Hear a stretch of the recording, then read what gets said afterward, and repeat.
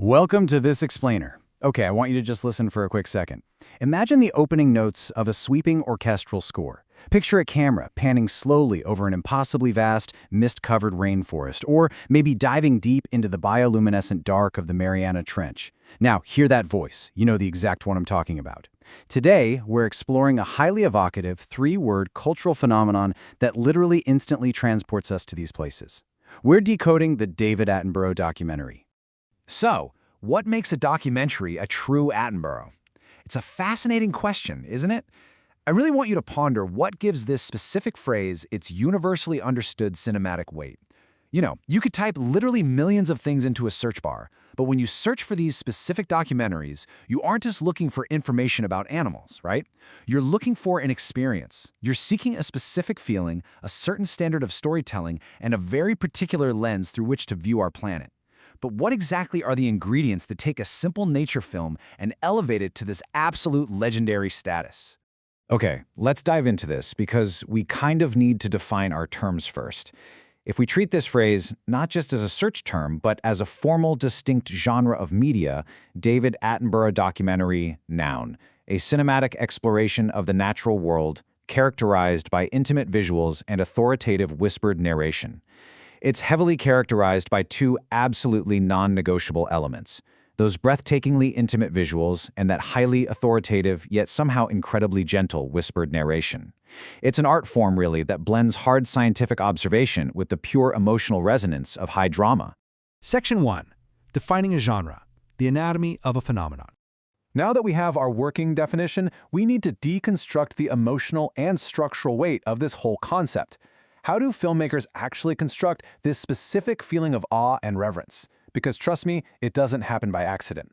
It is meticulously crafted in the editing room, out in the field, and in the sound booth. The genre rests firmly on three core pillars. First, the voice, the comforting, omniscient guide who translates the wild into something we can actually understand. Second, the planet, the visual spectacle, treating Earth not just as a backdrop, but as the absolute main character. And third, the warning, the underlying message that has grown increasingly prominent over the decades. Just think of that legendary sequence from Planet Earth 2, where a baby marine iguana desperately outruns a literal minefield of racer snakes.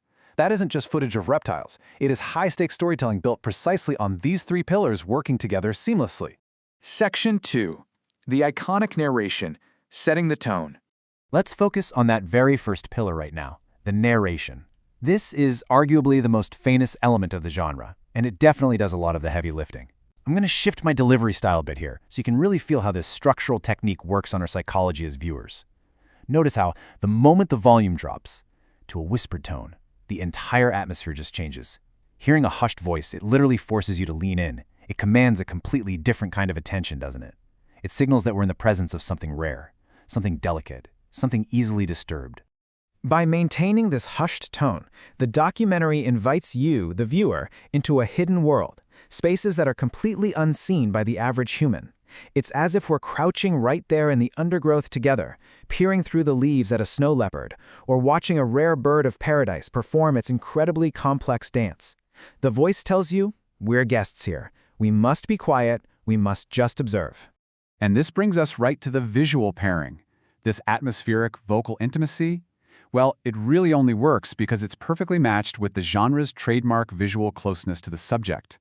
We're talking unprecedented access here. Macro lenses showing the tiny, microscopic hairs on an insect's leg. Sweeping drone shots capturing the sheer, overwhelming scale of a migrating herd. The whisper promises intimacy, and the camera delivers the ultimate proof. You are absolutely there. Section 3. The conservation message. The urgent plea. But we can't stay in the quiet undergrowth forever. The genre has evolved, and our pacing today really needs to shift to reflect that. We have to wake up. We're moving from the hushed reverence of pure observation into a much more urgent, energetic rhythm.